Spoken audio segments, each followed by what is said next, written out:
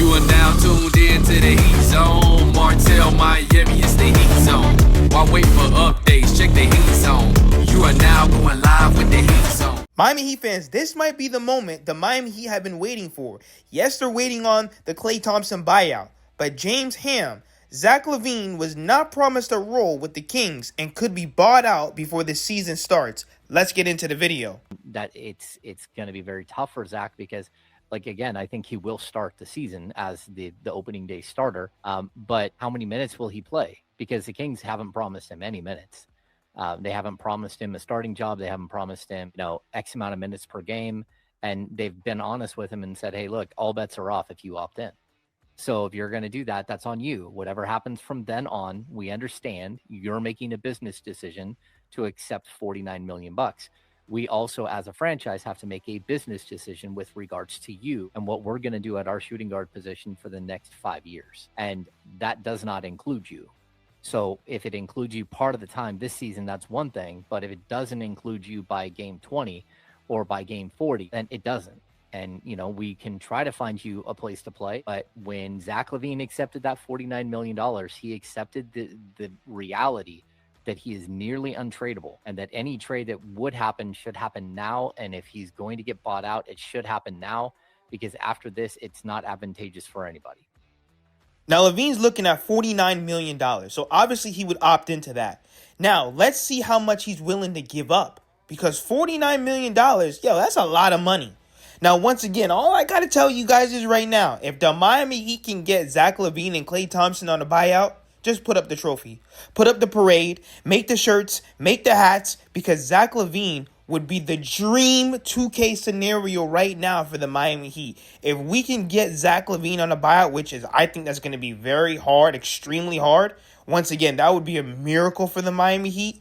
Just put up the banner, put up the trophy, Heat in 5. If the Miami Heat can get Zach LaVine, I don't care about the Sixers, Knicks, Pacers. I don't care about none of those teams. Heat in 5. The only thing I stress to Miami Heat fans is a lot of people talking about Klay and Zach LaVine. We don't have them until we have them. I repeat, we don't have them until we have them. If they're not on the Miami Heat roster, if they're not bowed out, it is not realistic just yet. Now, Anthony Edwards is always in Miami, so now he's training with Remy Works.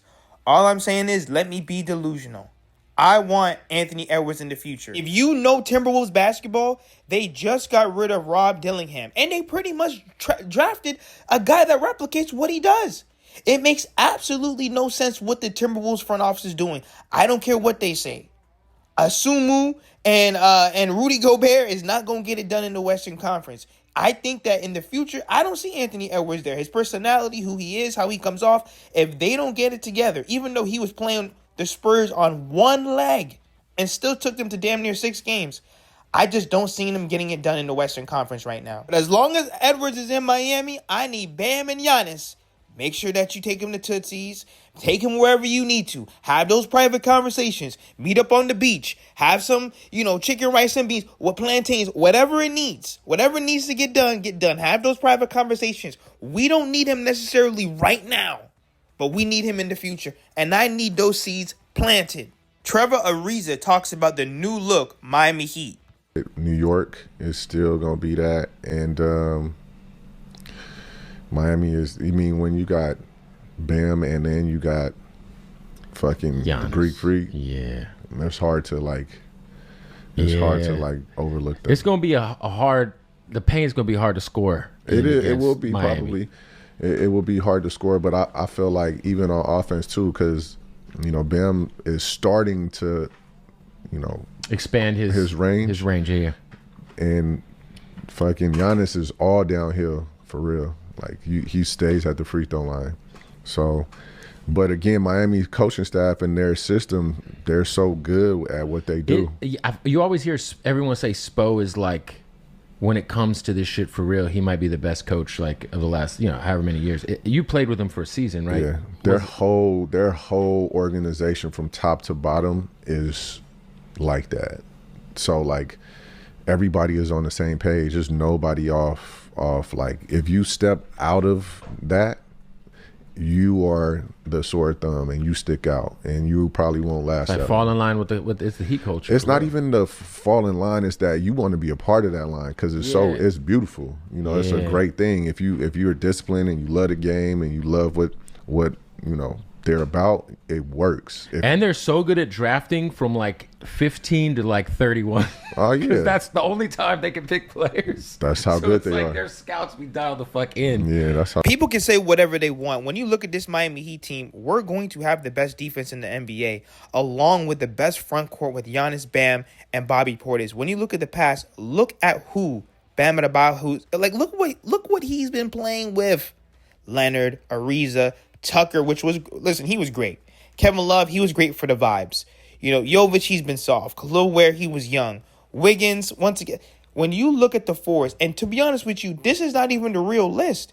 When you look at who Bam was really playing next to, Haywood Highsmith and Caleb Martin with the small ball foolishness, people don't understand. Yes, people are always going to point to the shooting. But this is where the Miami Heat need to dominate. They got to be bullies. They have to use their force. They got to run people over. They need to be physical.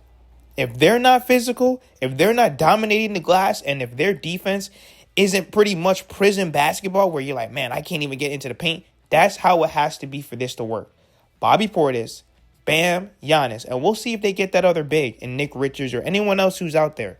The goal of that trio, the goal of that front court, they have to dominate. Jeff T, he believes that the Miami Heat will need to play like the 2010 Big Three teams with Giannis and Bam on defense. They're going to go back to how they was playing when Bron and D-Wade first got there. Remember they was hedging ball screens? Yeah. They going to start hedging ball screens, trapping ball. They was doing all that crazy stuff. They going to be doing that again with Bam and Giannis at the 4 and the 5.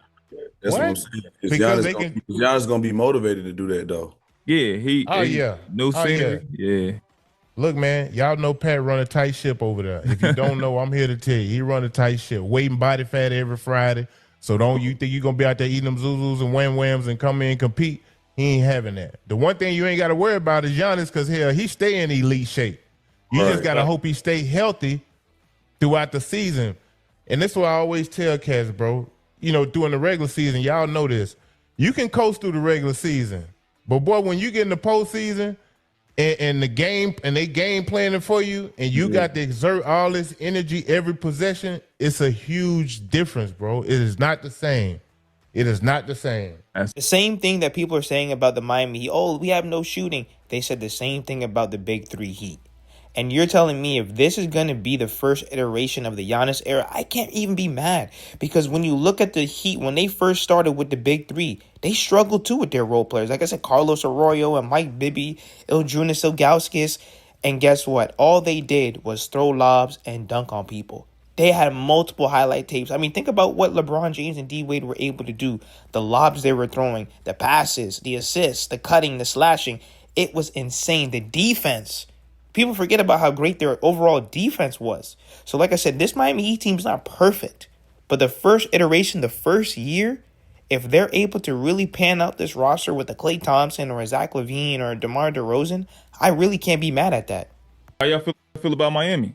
I know the show. I know you running the show, Joe. My fault. No. Go ahead. My fault. Smooth, what do you think about Miami?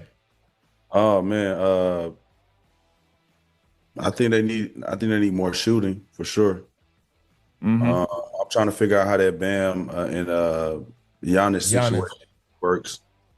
And I want to, when you've been in a situation like how Giannis been, where you've been a man and you had 100% of control of everything, pretty much like how you want to move and stuff. And Miami is a little different. Yeah. So it's gonna be interesting to see how all that works down there. All we can do is be patient. There's no way that the Miami Heat added a top 3 player.